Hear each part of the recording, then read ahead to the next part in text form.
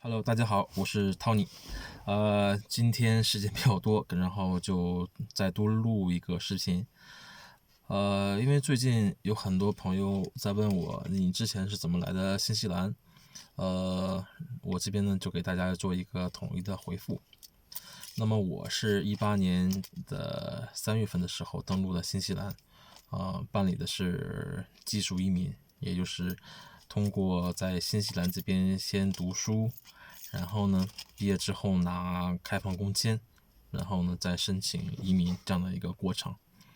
那么我现在还没有上岸，对，我现在还没有上岸，还在岸上使劲在岸上划水，那么我之前也是想了很久，为什么要来新西兰？因为之前也对比过一些国家，包括澳洲，还有欧洲，甚至东南亚的柬埔寨，我都去看过。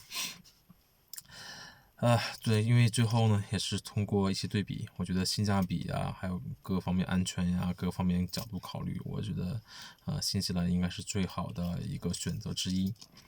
我出来做不光是为了孩子吧，然后我觉得更大部分是为了自己。也不一定说是非要在新西兰这边拿身份。主要是我觉得人生其实很短的，你觉得人生很长吗？不过怎么讲，就3万多天是吧？几十年而已。因为之前应该说是很小的时候吧，就有这样的一个想法，就是想多出去走一走，看一下不同的这样的一个世界。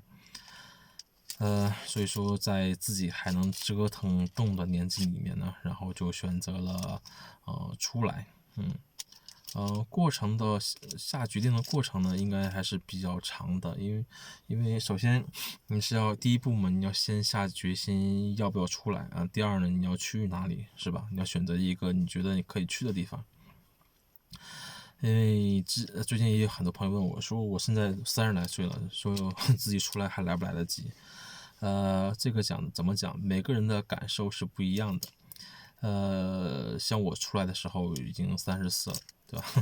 也在国内的话，应该也不算太小的年纪里了。如果在公司里面，也是一个比较尴尬的年纪，是吧？高不成低不就，你在上面的话呢，如果能力够的话，可能是领导；能力不够的话呢，一般的职员，对吧？但是在新西兰这边不一样，新西兰这边30多岁的话，我觉得很正常。包括我身边有些一起的朋友或一起上学的同学，有很多都快50岁了还要出来的。其实我这边有一位大姐，我很佩服，都40多岁了，然后自己带着自己的姑娘，然后就来新西兰这边。其实我觉得只要你想出来，什么时候都不晚，对吧？主要还要看适不适合自己，愿不愿意花这几年去做这个事情。因为这个事情不一定说100%就成功，你就100%就会拿到身份，对吧？也许可能花了几年时间，你可能觉得我身份也没拿到，然后可能钱也没赚到，因为新西兰这边的收入其实并不是很高，尤其像我们这个年纪来讲的话呢，你可能你在国内挣的收入要远比这个高，远比现在的高。像我现在的收入的话，应该就是我10年前的收入，对吧？但是你没办法，你既然选择了，你就要去面对它，就是看你的心态，你怎么去处置这个问题。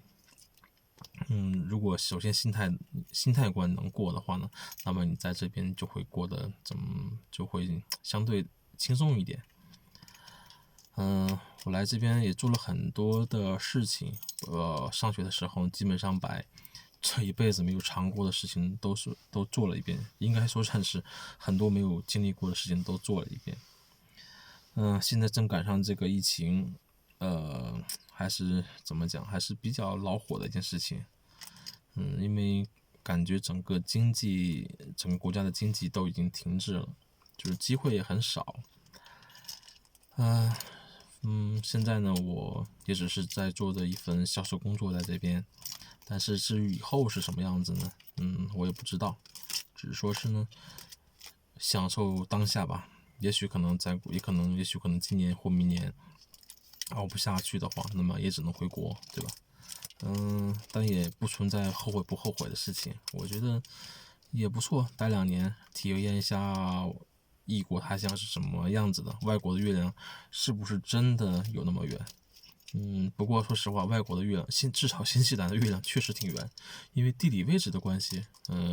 我见过的最大的月亮。还有在新西兰真的能看到银河哦。欢迎你来新西兰。好，我是 Tony，我在基督城，再见。